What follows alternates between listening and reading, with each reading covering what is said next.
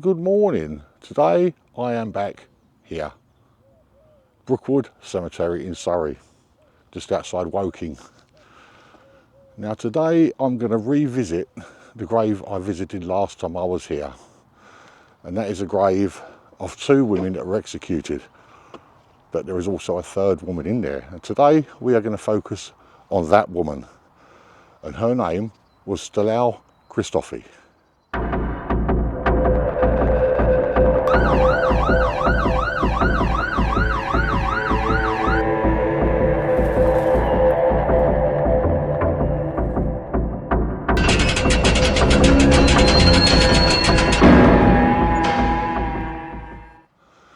Styllou Christofi was, I believe she was insane. Let's put it this way, when she was 14 years old she got married, she became the daughter-in-law. She murdered her mother-in-law, but she gave birth to a son.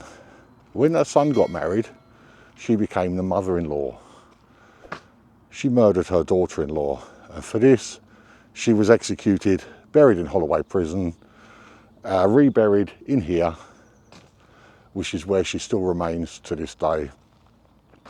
But I shall tell you all about her story as we wander around this lovely cemetery, and if I see any more notable graves, and I think there is one around here somewhere, I shall have a little focus on it, and and then you can have a look at it at home and see if it's worth looking up. But anyway, the grave we are going to visit today is that of Styllou Christofi. Styllou Pontopiu Christofi was born in Cyprus in 1900. I can't find any records which give her exact date of birth. She grew up in a small isolated village and received no formal education. At the tender age of 14 she married and gave birth to a son, Stavros. Her husband was one of the poorest men in the village, and the family's income came solely from a tiny olive grove they owned.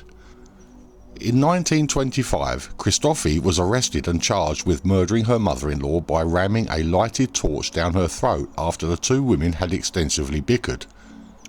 According to varying accounts, she was either found not guilty or the court found that she had been provoked to such an extent that a criminal penalty was inappropriate. After the trial, her husband left her, leaving her homeless and penniless, and left to bring up Stavros alone. Her son, Stavros, later left the village to work as a waiter. In 1941, after saving enough money, he moved to Britain, settled in London, and found a job as a wine waiter at Café de la Paris, a prestigious nightclub in London's West End. He later met and married Hella Bleitcher, a German-born fashion model, and the couple had 3 children. In July 1953, Styllou left Cyprus to live with her son and daughter-in-law in London. The two women began to bicker and row about the way Hella brought up the children, which did not sit well with Stylou's old-fashioned views. The situation reached a point where Hella had had enough and decided to take the children and herself on holiday to Germany, telling Stavros that she did not expect to see her mother-in-law still living there when she returned. It was at this time that Styllou had decided that the only way she could stay with her son and raise her grandchildren the way she deemed appropriate was to kill Hella. Once her son had gone off to his work as a waiter at Café de la Paris and her grandchildren were safely tucked up in bed, she firstly hit Hella over the head with the ash can from the range. She then dragged the unconscious woman to the kitchen and strangled her with a scarf. In a futile attempt to destroy the evidence of murder, Styllou pulled the dead body out into the rear courtyard, where she placed paraffin-soaked newspapers around the body before setting it on fire.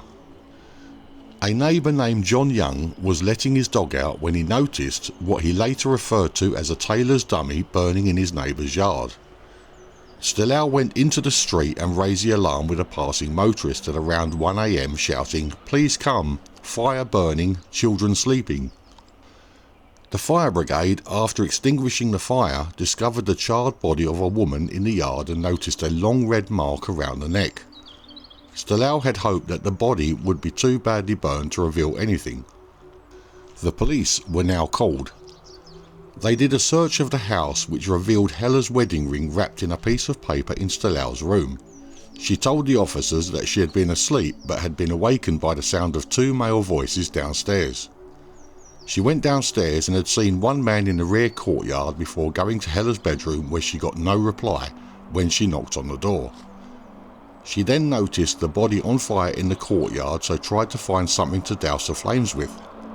The police were less than impressed with this version of events, however, and arrested Styllou at the scene. She was subsequently charged with murder after Hella's post-mortem and the following inquest had established the precise cause of death.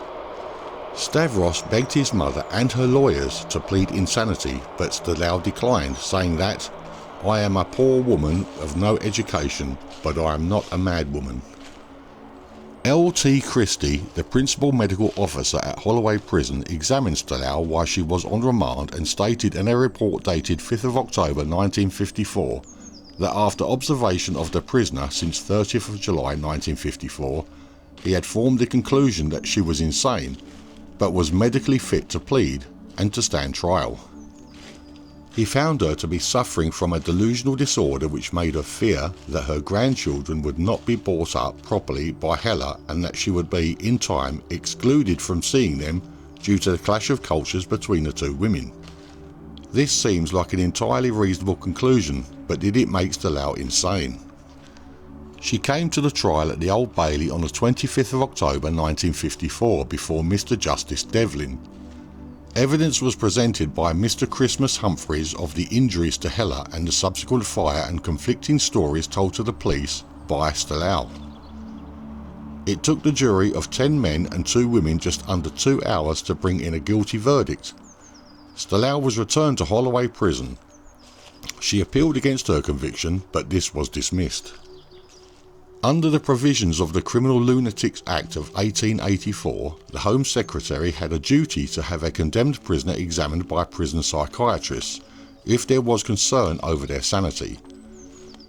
This was done, and Styllou was found to be fine by 3 psychiatrists against the legal standards of the day.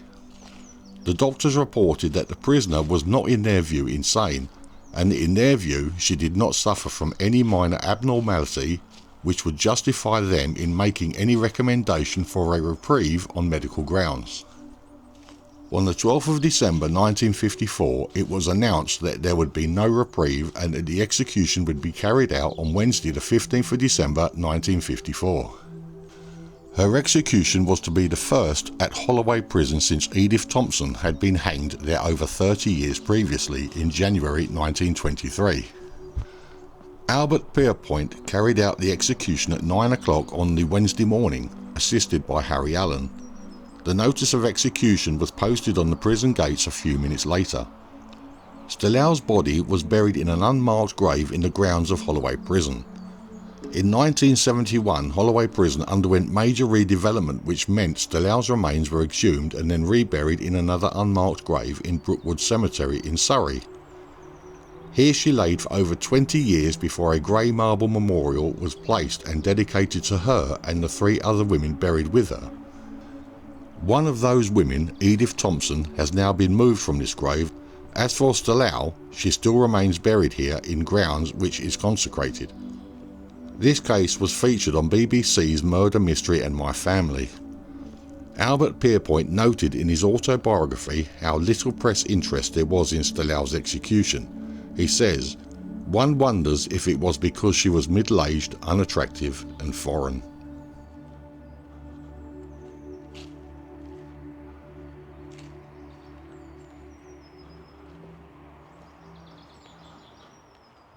Well, that's all the information I could get on Styllou Christofi. Now that's, even if I'm pronouncing her name right, it's just the way it's spelt. Her being a Greek Cypriot, it's difficult to pronounce. So she has got a middle name as well, which I've got no chance of pronouncing, so I left that out. Now this woman, alright, fair enough, she did commit a couple of murders. But the death penalty in this case, I'm not so sure about. Maybe life in prison would have been more suitable. I mean, she was clearly a lunatic. She wasn't stable at all. So I think life in prison would have been more suitable in this case. But her final resting place is just up here in front of us, so I'll spin you around the same as usual. And we'll go and have a look at a final resting place together. Right, it's just up here in front of us. Now, I'm thinking of doing a few more of these older crimes. One of which I've been looking at recently is really old. And if I remember rightly, the grave of these victims are in the same cemetery as Leah Betts. So I'm thinking about doing that one. But anyway, the final resting place is just here. And as you'll probably remember, we've got Amelia Sack on this end. Annie Walters down this side. But on this other side, I don't know if I'm going to get the camera down there. So look, can I get the camera down there? Styllou Christofi died 1954. But that is a final resting place of Styllou Christofi.